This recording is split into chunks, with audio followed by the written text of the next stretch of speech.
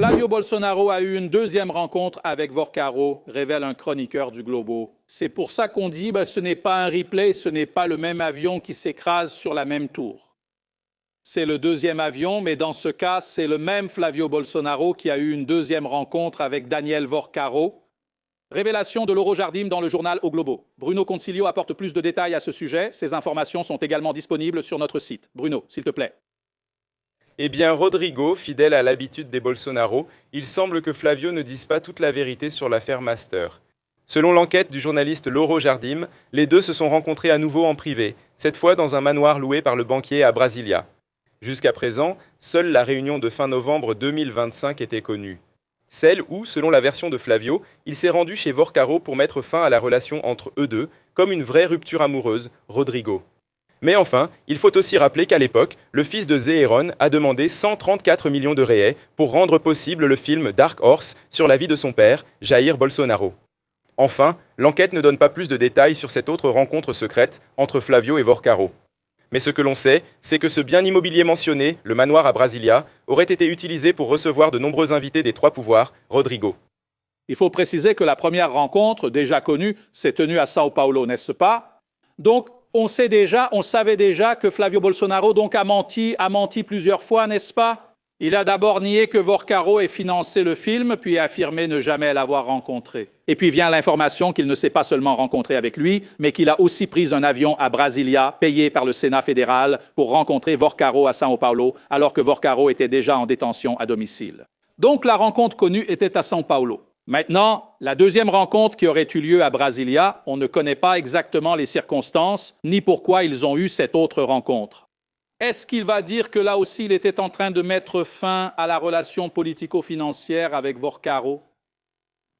Deux rencontres ont été nécessaires. La discussion de rupture a donc été longue, ou bien cette autre rencontre a eu lieu quand ils vivaient encore leur romance politico-financière et criminelle, dans le cas de Vorcaro, déjà confirmé comme criminel. Dans le cas de Flavio, on ne sait pas. Mais il semble aussi y avoir des indices d'un crime. Eh bien, au début, Flavio Bolsonaro a nié que Vorcaro ait injecté de l'argent dans la production de Dark Horse, mais après le reportage de l'Intercept, avec des enregistrements audio et tout, tu te souviens même? Le journaliste lui demande « Pourquoi Vorcaro a-t-il financé le film de ton père ?»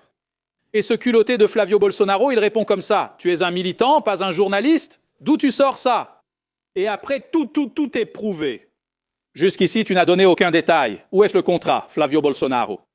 Le député Mario Frias, producteur du film, a lui aussi nié au début la participation de Vorcaro, puis il a dû la reconnaître.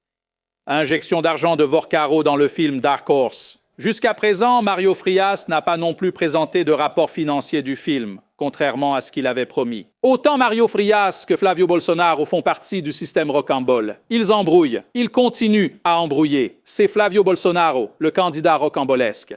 Mais la police fédérale viendra-t-elle un jour chez lui? Pourquoi ont-ils perquisitionné chez Jacques Wagner et pas chez Flavio Bolsonaro? C'est grave, n'est-ce pas? D'ailleurs, en parlant de Flavio Bolsonaro, il n'a pas le temps, n'est-ce pas, de chercher dans le tiroir le contrat qu'il devrait avoir avec Vorcaro, mais il a le temps de prendre l'avion et d'aller aux États-Unis ce mercredi pour assister à un match de la Coupe du Monde. Regardez-moi ça, hein? Un billet de dernière minute est apparu pour Flavio? Qui paie pour ça? Le magazine Forum a publié cette enquête ici, regardez. C'est son ami qui aurait donné le billet. La question est, qui est cet ami? Ça ressemble à ces cadeaux de Vorcaro pour Ciro Nogueira. Je ne dis pas que c'est le cas, parce que Vorcaro, maintenant, je pense qu'il n'a pas le temps, n'est-ce pas, depuis la prison, de trouver un billet pour que Flavio Bolsonaro aille voir un match de la Coupe du Monde.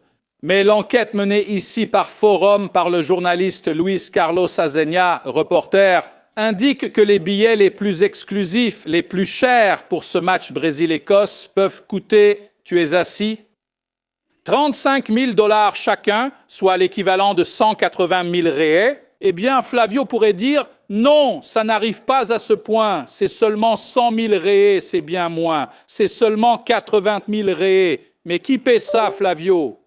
Le salaire d'un sénateur suffit-il? » C'est une question. Elle reste posée. En pleine campagne électorale, il part à la Coupe du Monde. Ce serait aussi une petite combinaison avec Neymar, non?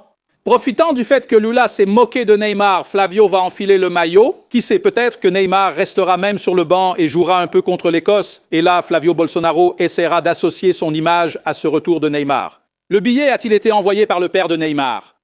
Attendons de voir. Il n'y a évidemment aucun crime à se rendre aux États-Unis pour voir un match de la Coupe du Monde. Mais qui paye?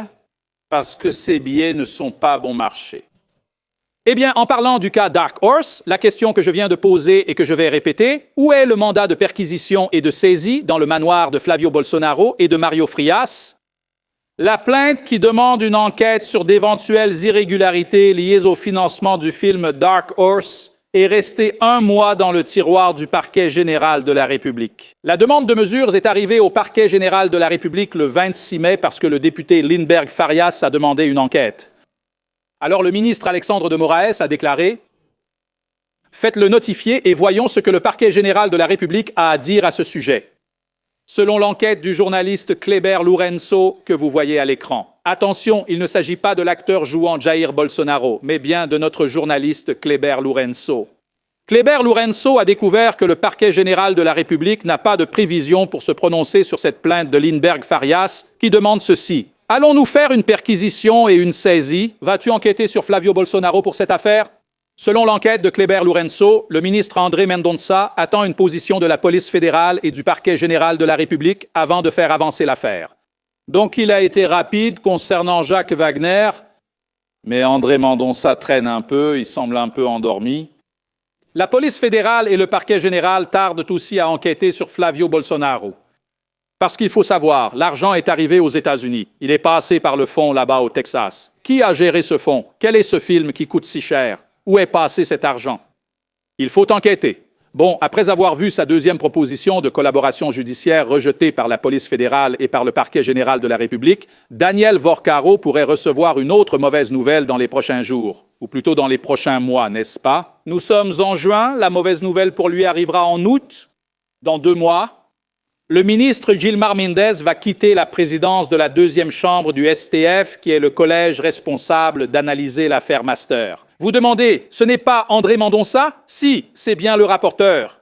Mais Gilmar Mendes est président et détient le pouvoir. Il fixe l'ordre du jour, n'est-ce pas? Président et rapporteur se partagent les responsabilités. Selon le critère de rotation à la Cour, la présidence de la deuxième chambre doit passer de Gilmar Mendes à Luis Fuchs, qui sera chargé de définir l'ordre du jour des jugements du collège, y compris l'affaire Master. Regardez Luis Fuchs là. Il est devenu un grand ami de Bolsonaro. Lors du jugement et de la condamnation de Bolsonaro, il était en minorité. Il a essayé de sauver Jair et d'autres militaires putschistes de la prison. Il est désormais parfaitement aligné avec André Mendonça dans la deuxième chambre. Il a suivi les positions de Mendonça dans l'affaire Master. Il est devenu un allié d'André Mendonça. Au STF, ce changement est vu comme avantageux pour le ministre André Mendonça, visible à l'écran. Il a été nommé, vous vous souvenez, par Jair Bolsonaro. Ces derniers mois, il a même donné quelques signes qu'il ne protégera pas totalement les bolsonaristes. Mais dans cette affaire du Master, il laisse avancer, mais il freine aussi au moment crucial. Jusqu'à présent, il n'a pas vraiment exposé Flavio Bolsonaro dans cette histoire. Et contrairement à Fuchs, Gilmar Mendes a été critique envers les actions, envers l'action d'André Mendonça. Si Gilmar Mendes part, il ne restera qu'un petit arrangement entre eux, une affaire pliée. André Mendonça, rapporteur, Luis Fuchs, président de la deuxième chambre. L'affaire Master entre les mains des alliés du bolsonarisme. Ce qui est très préoccupant, juste avant la Coupe du Monde, dans la dernière phase de l'élection. Cela va dominer l'actualité en plus de la campagne électorale. Un autre scénario à surveiller, deuxième chambre du STF, entre les mains d'André Mendonça et Luis Fuchs. Le TSE est entre les mains de Cássio Nunes Marques, également bolsonariste. Donc il y a beaucoup de facteurs favorables au bolsonarisme. Malgré tout cela, Flavio Bolsonaro est en baisse dans les sondages. Ce week-end, un nouveau sondage est sorti, le Datafolha. Il montre que Lula a légèrement creusé l'écart au premier tour. 10 points d'avance selon le Datafolha. Flavio fait tout son possible pour récupérer les points qu'il a perdus dans les sondages, à cause de l'affaire Dark Horse. Mais son frère, le 003, n'aide pas beaucoup, n'est-ce pas? Eduardo Bolsonaro fait tout pour gêner la campagne de son frère, mécontent de sa condamnation à la Cour suprême. Tu sais, il a écopé de 4 ans de prison. Eduardo sait bien ça, cela accentue encore les problèmes pour Flavio. En plus de cela, il a fini par influencer la grosse taxe de Trump contre le Brésil. Cela a renforcé les arguments de Lula affirmant que la famille Bolsonaro s'intéresse davantage aux États-Unis qu'au Brésil. Mais, n'étant pas satisfait de tout cela, Eduardo Bolsonaro a décidé de doubler la mise. Bruno Consiglio, raconte-nous. Eduardo Bolsonaro est en route vers une autre ville aux États-Unis. Qu'est-ce qu'il va faire cette fois, Bruno? Oui, Rodrigo, selon l'enquête du journaliste Igor Gadella, Eduardo Bolsonaro va arriver aujourd'hui à Washington, D.C. pour une série de rendez-vous avec des membres du gouvernement Trump et des parlementaires du Parti républicain. L'objectif d'Eduardo est très clair, faire du lobbying aux États-Unis pour tenter de faire annuler sa condamnation à la Cour suprême fédérale. Mais comment compte-t-il s'y prendre? Il va rester devant la Maison-Blanche pour demander le retour de la loi Magnitsky contre le ministre Alexandre de Moraes de la Cour suprême fédérale. Il faut aussi préciser que le fils numéro 03 dit « Jair ne voyage pas seul à Washington ». Eduardo sera accompagné du youtubeur Paulo Figueiredo, bras droit du bolsonariste dans l'offensive contre la Cour suprême fédérale. Rodrigo. Bruno, et il se prend vraiment au sérieux, n'est-ce pas? Je regardais il y a peu une publication d'Eduardo Bolsonaro où il partage justement cette information, exactement celle que nous venons de rapporter. Eduardo Bolsonaro se rend à Washington pour faire du lobbying à la Maison-Blanche. Et il dit, regardez, maintenant, Paulo Figueiredo et moi sommes respectés par nos adversaires. Avant, il disait que je n'étais qu'un simple cuisinier de hamburgers ici à New York, oui, aux États-Unis. Aujourd'hui, ils craignent même ce que je pourrais faire à la Maison-Blanche. Oui et non, n'est-ce pas, Eduardo Bolsonaro? Je pense qu'un groupe de bolsonaristes, au lieu du gouvernement Lula, du PT, pense que tu as vraiment un accès à la Maison-Blanche. Mais chaque fois que tu prends une telle initiative, tu finis par aider Lula. Tu te renforces même auprès des bolsonaristes. Mais ça ne parle pas vraiment aux gens en dehors de votre camp. Au contraire, ça aide Lula, ça montre que vous êtes radicalisés, que vous êtes des extrémistes. Alors, en fait, garde la fierté d'aller frapper à la Maison-Blanche et d'être reçu par Trump. Parce que ça a plus gêné le système, le frère Flavio, que ça n'a aidé, n'est-ce pas?